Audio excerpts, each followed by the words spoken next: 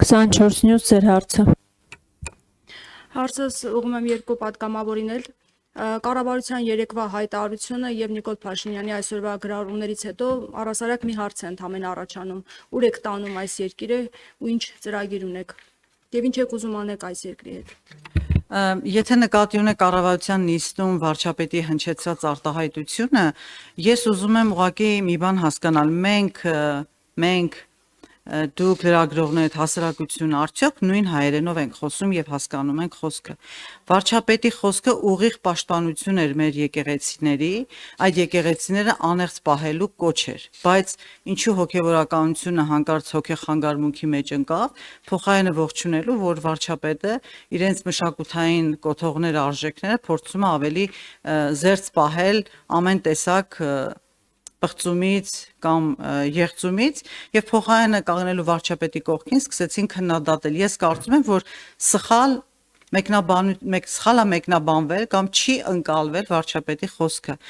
որևէ անգամ ուղիղ խոսքով չի հնչել այն մասին, որ մեր եկեղեցիները, որոնք մեզ համար հոգևոր արժեք են եւ սրբավայրեր, պիտի լինեն հենց այնպիսին, ինչպիսին պատկերացնում ենք։ Վարչապետի խոսքը ուղիղ դրա մասին էր եւ ինձ համար շատ զարմանալի ու տարակուսելի էր, որ հենց հոգևոր դասը սկսեց դրա դեմ ընդվզել, մյուսներն էլ այդպես պաշտպանելով հոգևորականությունը փորձեցին Քրիստոսից ավելի քրիստոնյա լինել։ Ես ուղղակի խորհուրդ կտամ եւս մեկ անգամ նայել կառավարության նիստի այդ հատվածը եւ լսել ամբողջությամբ ու փորձել հասկանալ նորմալ հայերեն խոսքը, որտեղ էր վիրավորանքը եկեղեցու կամ հոգևորականության նկատմամբ եւ ինչու հանկարծ եկեղեցին այսպիսի սրացումներ ունեցավ, անկեղծ ասած լավ չեմ հասկանում։ Իսկ այսօրվա գրառումները եւս ընդունելի է ձեզ համար այն բառապաշարը, որը օգտագործել է եւ որովհետեւ այդ մարդիկ, որոնք չեն ընկալում այն, ինչ ասում է պարզ հայերենով եւ սկսում են տարընթերցումներ, տարամեկնաբանություններ տալ, խոսքը ուղեկցվում է հայոյախոսությամբ, որը մենք տեսել ենք վերջին մեր կառավարման ընթացքում սկսած առաջի օրվանից այդ հայոյախառն խոսակցությունը կա եւ ավելի անընդունելի է, որ դա արվում է հոգեվորականի կողմից։ Հոգեվորականը, որ ունի ուխտ Աստծո հետ, ավելի շատ պիտի աղոթքի լեզվով խոսի, ոչ թե վիրավորանքի,